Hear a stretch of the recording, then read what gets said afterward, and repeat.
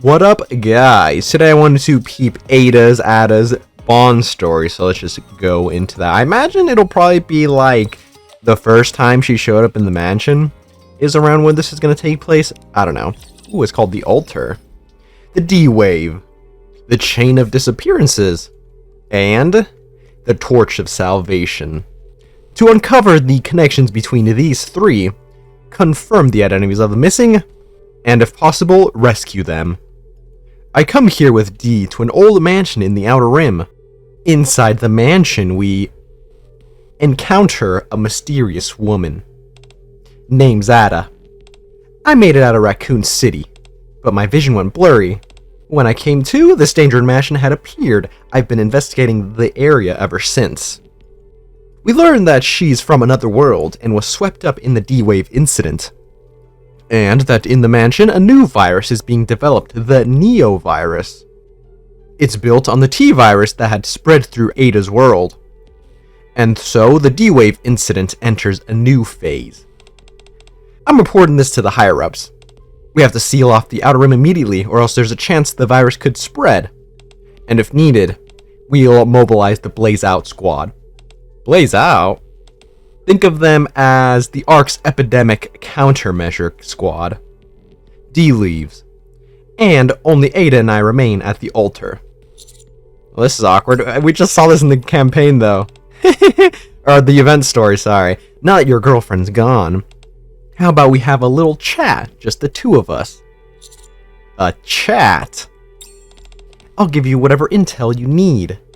But if you come across the person who develops the Neo virus, hand them over to me. That's my only condition for cooperating. You want me to just hand over the developer to you? Don't worry, I won't harm them. So, what's your answer? That info better be worth something. I'll take that as a yes. Ada reaches into her coat and pulls out an old, worn notebook. What's this? Some quality reading material you should check out. Yeah, I love reading. It's the cult leader's journal. I open it carefully, revealing the following text inside. Death is not the end. Death is purification. The purification of the world begins with death. The merciless judges descend. It says that the purification of the world begins with death. Below that, you see it? Huh? Here. Ada points to something. A rough sketch is scrawled on it. A rectangular form, the base, with candles flickering at both ends. And in the center, a crimson eye glows ominously. It looks like... Is this supposed to be the altar? To be depicting the altar I'm standing in front of. Creepy, isn't it? But that's not the worst of it. So much blood spilled here. Beneath the altar, the sketch shows countless people lying there, bleeding. Beneath the altar, I swipe my finger over the area where the fallen are drawn. A sticky, red liquid clings to my skin. That should be enough to prove this is the cult leader's diary. Looks like it. Were they sacrificed again this time? Again? You mean you've seen something like this before? Yeah, I came across something similar while working on a job related to the Torch of Salvation. I don't remember when this is from. On the surface, in a clearing, a small altar stands, surrounded by bowls, blades, and ornaments whose purpose I can't figure out. And? Man, this is seriously messed up. I don't think anyone's left alive. What in the world happened here? They were all unarmed civilians. There were no signs of resistance, or even anyone fleeing. Is it just me, or do their faces look kinda off? How so? They all look so peaceful, as if they're asleep. When did that happen? I don't remember if that happened in the campaign or something. Peaceful as if they're asleep. Curious. Later, I found out that Torch of Salvation followers believe being killed by a rapture is their path to salvation. They see raptures as some kind of divine judge. Pretty strange belief, if you ask me. That would explain the serene expressions. That's right. Even in their last moments, they were convinced they were being saved by offering themselves to the raptures. I've got a question. Aren't raptures the enemies of humanity in this world? Yet, the Torch of Salvation worships them as gods. That's probably why the Ark considers them a problem. A religion that worships the enemy of humanity as their god. That would explain it. Huh? Why they all have such peaceful smiles. Just as Ada says, in the sketch, the faces of those lying in blood wear faint smiles. What about you? Would you willingly give your life for your faith? I suppose I could. As long as the faith isn't misguided. How can you be sure your faith isn't misguided? Actually, that's a good point. Why couldn't they see they were in the wrong? What makes you any different from them? At the very least, I feel like I'm not getting groomed into dying by a robot. Maybe the difference is whether someone's there to stop you from going too far down the wrong path. Someone to keep you from straying. Not a bad idea. After that, Ada silently stares off somewhere, as if recalling someone. For now, I decide to continue reading the cult leader's diary. Dang, I don't know enough about Resident Evil to get the context. No! Just as I'm about to turn the page, Ada suddenly speaks up. If you plan to keep reading, brace yourself. It only gets worse. Other than those caught up in it, survivors, virus hasn't spread outside. Unable to confirm, encountered hostile life forms. From a distance, I can faintly hear Dee's voice. She seems to be calmly reporting the situation, but her stiffened expression tells me she's struggling. It's getting to you, isn't it? Worrying about it won't change anything. Right now, gathering information takes priority. I'll leave the rest to Dee and focus on what lies ahead. Human life falls into oblivion, throwing the world into turmoil. New life has been created, a cruel distortion of all things sacred. Merciless judges descend from the skies. Do not resist with thy feeble human strength. The end is nigh. O God. Guide these foolish mortals to their reckoning. Along with familiar prayers, another rough sketch appears. A rapture radiates crimson light as it gazes down upon the world. People kneel before it, and behind them lie the fallen. Judging by the weapon she's holding, I'm guessing she's a Nikke. If it's a Nikke, then it's clearly a weapon made to fight the raptures. That's what we call humans who step up to fight the raptures. By how brutally they're depicted, I'd wager the Torch of Salvation considers them quite the thorn in their side. Maybe they deemed them a new kind of human that defied the will of God. The sketch shows Nikke's bodies that have been brutally torn apart as if struck down by raptures. No, they weren't attacked by raptures. To defy the will of God is to be cast out. Or something along those lines. Before the raptures, people are portrayed kneeling. In their hands, they hold what appears to be remnants of the fallen Nikke's body.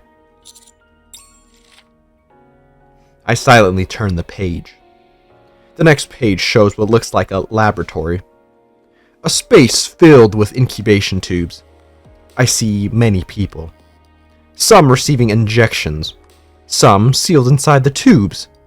And others fighting against the Nikkes. What the fuck is a human supposed to do against that? Beneath the sketch, strange words are written once again. He who imbibes the holy elixir of the judge shall shed the flesh of the sinner. and be reborn as a greater being. Pain is but a prelude to transformation, and death, the echo of new birth. Fear not. Beside it, in small letters, using divine data, we have succeeded in developing the Neo-virus. New humans who defy the will of God shall be purged by those who accept it. Believers, join the purification. A note is written in red. Is this what it's referring to? Scattered across the altar are numerous T-virus experiment reports. Ada told me some time ago that the T-virus rewrites the genetic structure of living beings, lowering intelligence while enhancing physical capabilities, turning its host into something like living corpses. If the Neovirus was created based on that and has the same effects, new humans who defy the will of God shall be purged by those who accept it. I think I'm starting to understand what these sketches are showing, and what the Torch of Salvation is scheming. So that's where the D-Wave is coming from. The first person to go missing, Miles Carter, vanished 2 weeks ago. Coincidentally, we detected the D-Wave in the Outer Rim at the same time, right at the mansion where the Torch of Salvation holds its gatherings. Something about this stinks, right? So that's why something seemed off. A bit early to be pulling a long face, don't you think? Huh? There's still plenty left to read. See? Ada flips through several pages. Sketches whip past, each one capturing the mutations people undergo after the injections in excruciating detail. A man's arm is fused with machine-like tissue, forming a spear. A woman with blades growing where her legs should be. A man with a bloated, swollen body, as if he'd been submerged in water too long. Another woman with dozens of thorn-like tendrils sprouting from her back.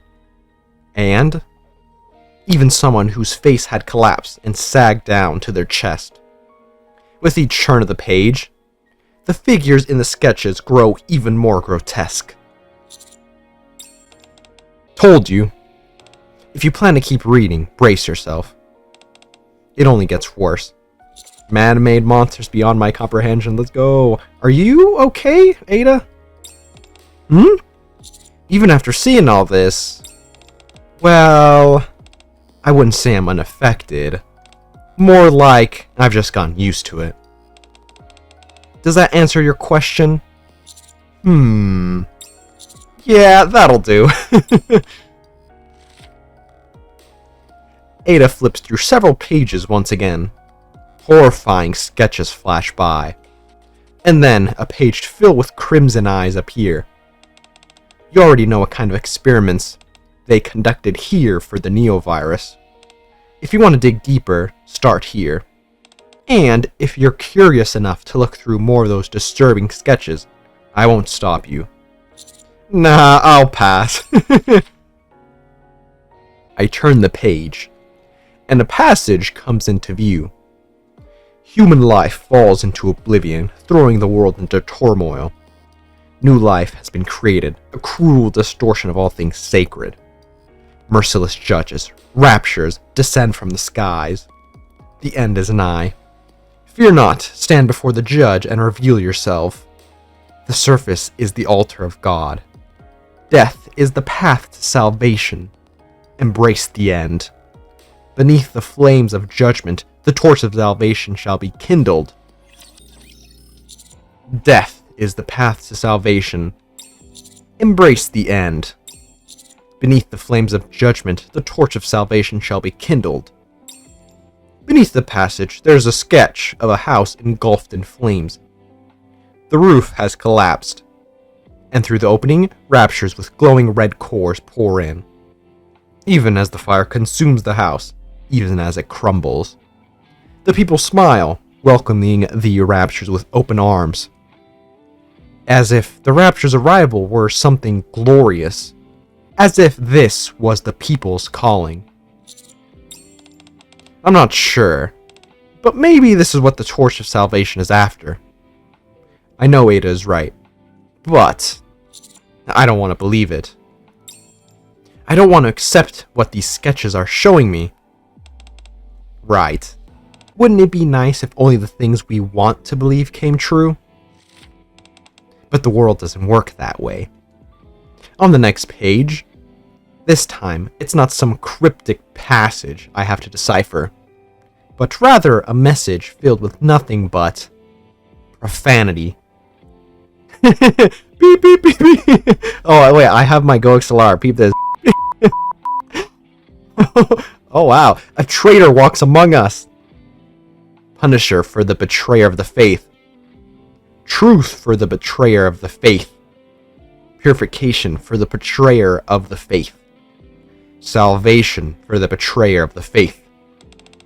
Remember what I said earlier? Members of the Torch of Salvation believe raptures are divine judges and that dying by their hands leads to salvation. That's why they went up to the surface and offered themselves as sacrifices. But this doesn't add up. Who were those people actually offering themselves to, and why? There aren't any raptures here to save them. A sacrifice for what, exactly? The words on the open page catch my eye. Punishment for the betrayer of the faith. Truth for the betrayer of the faith. Purification for the betrayer of the faith. Salvation for the betrayer of the faith. If someone had kept them in line, it wouldn't have gone this far. Now they've gone too far. Beyond the point of no return. And this... Ada runs her fingertip beneath the altar as she finishes speaking. This is the result. Her fingers is coated with a sticky red liquid. If there's no going back, then we at least need to stop it from going any further. This can't go on. I'll do what I can. Good. Ada turns the page. I won't interrupt anymore. Go ahead, read carefully. Aren't you curious? How they ended up with such misguided beliefs? Not really. On the page Ada flips to, the following words are written. I was happy. The lazy days I spent with my husband and my daughter. I can still remember them perfectly. Gathering at the dinner table every evening to talk about our day. All of us lounging around, cozily watching TV together. The quiet little conversations we'd have before falling asleep. You'd better check this properly, if you want to keep things from getting any worse. With a faint smile, Ada leans against the wall and closes her eyes, as if forcing herself to keep her promise not to disturb you. When I first met her, I thought I couldn't read her mind. Actually, I think that's still the case, but there's one thing I'm sure of. The answer I gave was exactly what she wanted to hear. Keep staring like that, and your girlfriend's gonna get jealous. No, I'm about to read it. What the heck? To keep things from spiraling any further. I turn away from Ada and her inscrutable smile. And I turn back to the cult leader's journal. Hey! What the heck? They just blue-balled me! So I wonder if they're gonna re-show this in the event story. Like, what the heck? Is this just gonna be like a separate thing? Oh, I don't know why I keep clicking that. Huh, okay, so it was more on the journal. But at the same time, are they gonna show that in the event story? But then if not, like, what if you don't have Ada or Ada? Then you're just gonna not know that part? What the heck? That was a bit weird, but I mean, I don't mind getting more info onto this Torch of Salvation cult. I'm not exactly sure if we've seen them before on the campaign or during an event. I'm not entirely sure, I'm not gonna lie. Maybe it was one of the events that I missed. There is a chance that's the case. However, at the end of the story, by the way, the second part of the story hasn't released by the time I'm recording this. It mentioned X, and if I remember correctly, I believe X is the dude who was like messing around with a bunch of the judges, right? With like K and D? I think so, right? I know Spivo? I think that's his name. That's the dude that was like messing around currently in the campaign with like a bunch of the drugs running around in the arc. I think. I'm not entirely sure. Maybe I should start doing like making a note after a certain campaign, because there's just so many diverging paths. Granted, I feel like I have a good enough memory to remember most of the story and events. Granted, I definitely need to catch up on a lot of those events that I am not sure of and I haven't seen yet, but I didn't hate that Bond story thing. I think it is a bit cool to get more information on like a fake cult that's worshipping raptures for whatever reason. I don't know why you'd want to do that when all they do is just killing dudes, but you know, you do you, I guess. I will say it is a very interesting, the whole human mutation thing. That was pretty graphic, but I mean, I feel like this game kind of borders a little bit the line of graphic. I think Stellar Blade is probably what these guys are going for with this game, but maybe they don't want to push it too far. I don't know. The story in Stellar Blade I had some problems with, especially towards the end. I feel like I could see what they meant when they said they felt that the story was a bit rushed and not exactly what they wanted to have it be, like in the final. But I don't know. The beginning of that was pretty nice. I just didn't really exactly enjoy how it ended. However, I don't know how that's gonna work with this. That shit was pretty crazy though. Especially when I was doing the little web browser. There's like corpses on the ground and a bunch of limbs flying everywhere. Jesus Christ. Anyways, I think that's enough yapping. Pretty interesting journal we're reading. I love reading. That's all we've been doing in this current event. We read D's, like, what's it, like an actress fucking script basically, and then we read the briefing, and now we read the crazy person's journal. I wonder what next we're gonna read. Anyways, I think that is it for me. Let me know what you guys think about Ada Ada's Bond story, and I'll catch you guys later.